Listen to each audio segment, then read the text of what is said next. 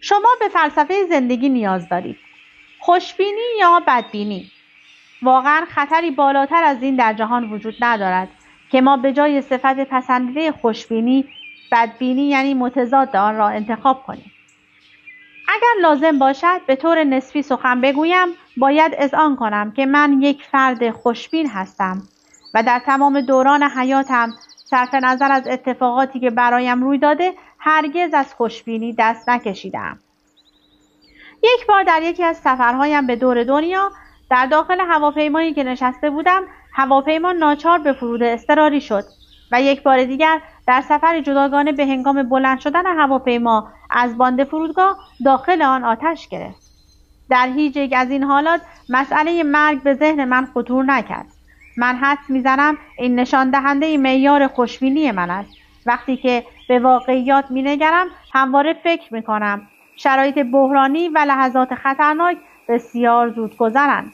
اینها مرا به این نتیجه میرساند که من یک خوشبین مادرزادم. تصور میکنم تا اندازه‌ای بتوان تجارت را به یک جنگ خونین پنداشت. هر اندازه یک امر تجاری بزرگتر باشد، دامنه جنگ وسیع‌تر بوده و باید بهای بیشتری در ازای آن پرداخت. در این فرایند اگر تاجر مایوس و دچار بدبینی شود، لحظه پایان رشد و پیشرفت او فرا رسیده است. نکته‌ای که مرا از سایر تجار متمایز می‌سازد این است که من تجربه فراوانی در این زمینه دارم که اگر شرکت یا کارخانه موفق نبوده و به حالت ورشکستگی افتاده، سررشته آن را به دست گرفته و جهت آن را عوض کردم. بدین وسیله من متخصص تغییر جهت شدم. این گونه شرکت‌هایی بودند که اغلب توسط صاحبانشان و یا بانک‌ها و یا دولت‌های مربوطه به کلی رها شدند و من در مقابل بارها و بارها شرکت‌های ناموفق و ورشکسته را در کوتاه‌ترین زمان به یک سازمان اقتصادی سودآور تبدیل کردم.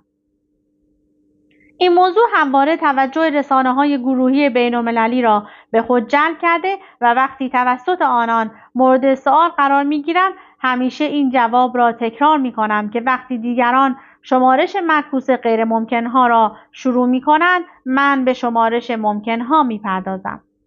در شرکت دیو هر وقت تصمیم می‌گیرم یک فعالیت اقتصادی تازه‌ای را شروع کنم و یا رابطه بازرگانی با کشور جدیدی برقرار کنم، بعضی از مسئولان به شدت نگران می‌شوند. در گذشته هنگامی که من ساخت یک پروژه کارخانه یخچال‌سازی را در کشور چین کمونیست پذیرفتم، بیشتر اطرافیانم مخالف این تصمیم بودند.